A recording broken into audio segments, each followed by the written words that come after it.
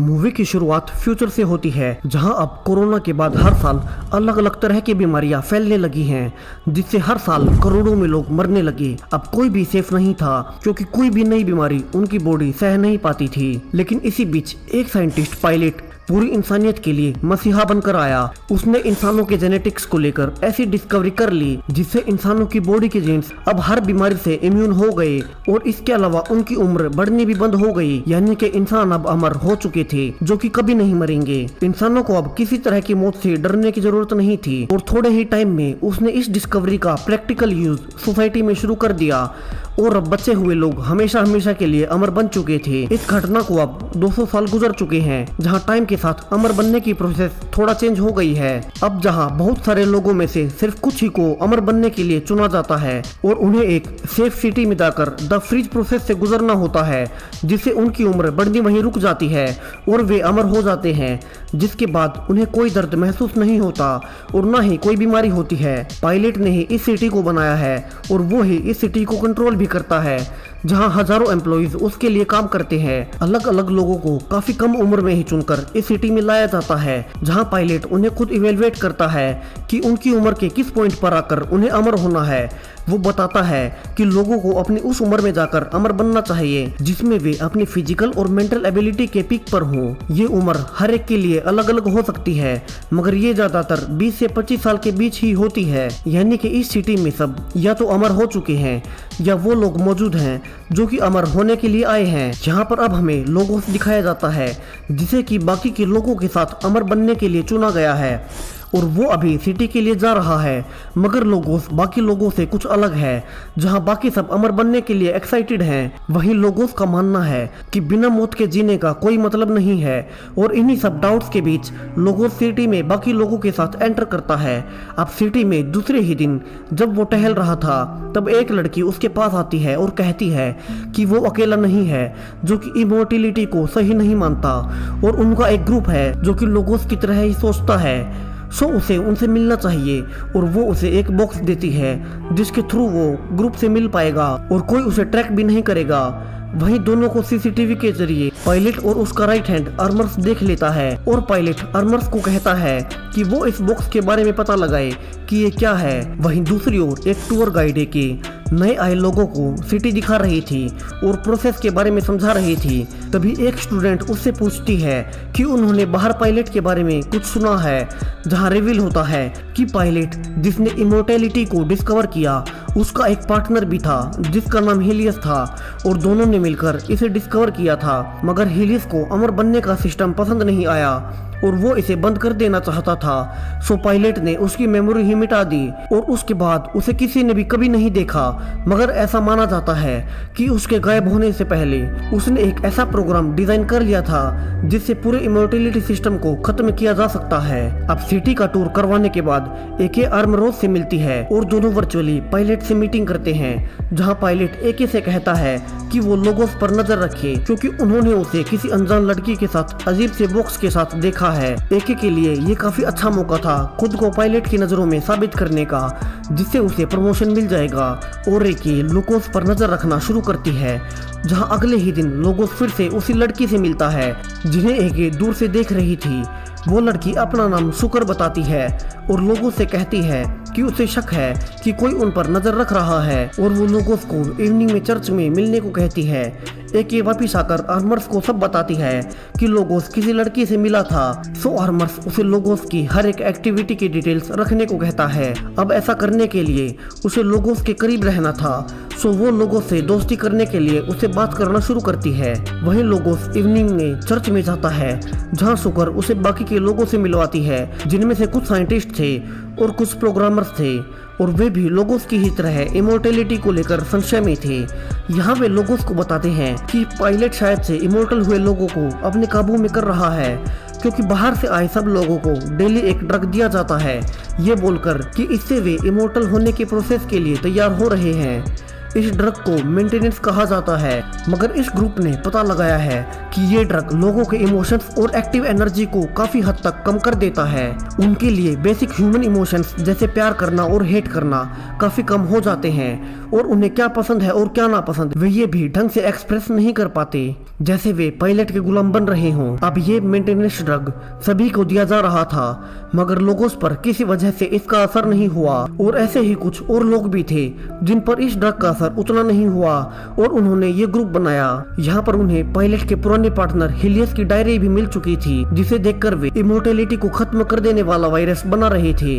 यहाँ ग्रुप का मेन मकसद था कि वे सब लोगों को ये समझा सके कि पायलट उनसे उनके इमोशंस छीन रहा है, जिससे अगर वे अमर बन भी जाए तब भी रहेंगे तो वे पायलट के गुलाम ही। वहीं दूसरी ओर पायलट अपने घर पर था, जहां उसकी बेटी अमेंडा उससे इमोर्टेलिटी वाले सिस्टम के बारे में पूछती है। इसके अलावा वो उसके पार्टनर हेलियस के बारे में भी उससे पूछती है, मगर पायलट किसी तरह से टॉपिक चेंज कर देता है और वहां से चला जाता है। वहीं दूसरी ओर एके आर्मर से मिलती है और कहती है कि वो प्रमोशन के लिए कुछ भी करने को तैयार है। सो आर्मर्स उसे लोगोस के और करीब जाने को कहता है। एके यहाँ से लोगोस से और ज्यादा बातें करने लगती है और वो फाइनली लोगोस से दोस्ती भी कर लेती है। अब एक दिन लोगोस ग्रुप से मिलता है, जिन्हें अब इस मेंटेनेंस ड्रग का असर खत्म करने का तरीका मिल चुका था। इसके लिए उन्हें कैपिटल बिल्डिंग में जाकर इस ड्रग के मेन कोड को चेंज करना था, जिससे एटलीस्ट कुछ टाइम के लिए लोग रियल ह्यूमन इमोशंस को फील कर पाएंगे और जान पाएंगे कि पायलट किस तरह से उन्हें इमोशनलेस बना रहा है। मगर उस बिल्डिंग में जाने के लिए उन्हें अंडरग्राउंड टनल से होकर गुजरना था, जिसका एक्सेस इनके पास नहीं था। लोगों को याद आता है कि एके उसी बिल्डिंग में काम करती है और उसके आईडी कार्ड के थ्रू वे अंदर एंट्री कर सकते हैं, मगर इसके लिए उसे एके को सब बताना होगा। जहां लोगों चूंकि उसे दोस्त मानता था, सो ग्रुप उसे बात करने के लिए हाँ कह देता है। लोगों एके से जाकर मिलता है और कहता है कि इस पूरी सिटी में वही उसकी एक दोस्त है और उसे उस पर पूरा भरोसा है, और वो उसे अपने साथ ग्रुप से मिलवाने ले आता है। यहाँ पूरा ग्रुप उसे एक एक करके पूरा प्लान बता देता है और अपना मकसद भी रिवील कर देता है, बिना ये जाने कि एके पायलट से मिली हुई है। एके उनका पूरा प्लान सुनकर शॉक्ड थी कि इन्होंने इतना बड़ा प्लान बना लिया है, मगर वो दिखावा करती है कि वो उनके साथ है। यहाँ चूंकि उसे अभी अभी पता चला था कि किस तरह से पायलट उन्हें कंट्रोल कर रहा है, मगर फिर भी वो उसी की तरफ थी, क्योंकि वो भी लगातार मेंटेनेंस ड्रग ले रही थी। एके वहाँ से वापिस आकर आर्मर्स को सब बता देती है कि उस ग्रुप का कितना बड़ा प्लान है। आर्मर्स उसे कहता है कि वो उन्हें टनल में ले आए, उसके आगे उसके पास एक प्लान है। वहीं पायलट से उसकी बेटी कहती है कि क्या उसके पार्टनर हेलियस ने उसे बचाया था, जहां पायलट उसे बताता है कि वो यानी अमेंडा एक बार इतनी बीमार हो गई थी कि मरने वाली थी, मगर हेलियस ने उसके जेनेटिक कोड्स के जरिए उसे बचाया था, मगर बाद में वो इमोर्टल लाइफ से परेशान हो उठा और दोनों में दरार आ गई। सब कुछ सुनने के बाद अमेंडा कहती है कि वो हेलियस के बारे में हर बार उसे एक अलग कहानी क्यों सुनाते हैं। वहीं दूसरी ओर ग्रुप अब तैयारी कर चुका था और वे कैपिटल बिल्डिंग में घुस जाते हैं, मगर तभी वहाँ हर तरफ अलार्म बजने लगते हैं, जो कि एक का प्लान था कि लोगों को बाकी के लोगों से दूर किया जा सके। जहां सब अलग अलग होकर भागने लगते हैं और एके आर्मर्स के साथ मिलकर लोगों को अरेस्ट करवा देती है, जहां वे उसे एक मेडिकल रूम में ले जाते हैं और वे उसकी मेमोरीज को वहां मिटा देते हैं, जिससे लोगों सब कुछ भूल चुका था।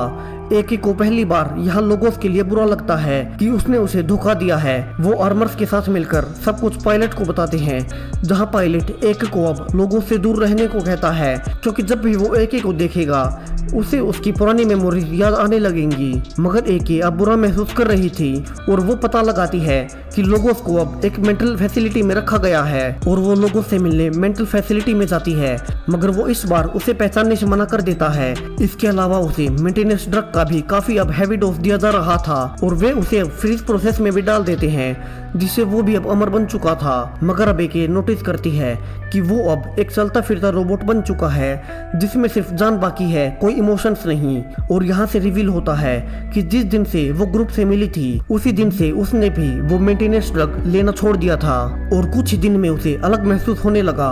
वो अब जान जाती है कि उससे बहुत बड़ी गलती हो गई है और वो वापस से ग्रुप से मिलती है और उनसे माफी मांगती है कि उससे बहुत बड़ी गलती हो गई। मगर बाकी के लोग अब उस पर विश्वास नहीं करते। तभी वो लोगों के बारे में उन्हें बताती है कि किस तरह से उसे एक मेंटल फैसिलिटी में रखा जा रहा है और उन्हें उसे बचाना चाहिए। यहाँ से ग्रुप इस बार फिर से एके पर भरोसा करता है और वे सब मिलकर लोगों को उस फैसिलिटी से निकाल लेते हैं और धीरे धीरे उसे सब याद दिलाने लगते हैं। इसके अलावा मेंटेनेंस ड्रग न लेने से अब लोगों को कुछ कुछ याद आने भी लगता है। दूसरी तरफ पायलट को पता चल चुका था कि लोगों को फैसिलिटी से निकाल लिया गया है और ये भी कि एके ने ही ऐसा किया है। वो आर्मर्स को डांटता है कि उन्हें एके पर भरोसा नहीं करना चाहिए था। दूसरी ओर लोगों को अब काफी कुछ याद आ चुका था और अब ग्रुप फिर से अपने पुराने प्लान को आगे बढ़ाता है, जहां उन्हें कैपिटल बिल्डिंग को हैक करना था और मेंटेनेंस प्रोग्राम के कोर्स बदलने थे।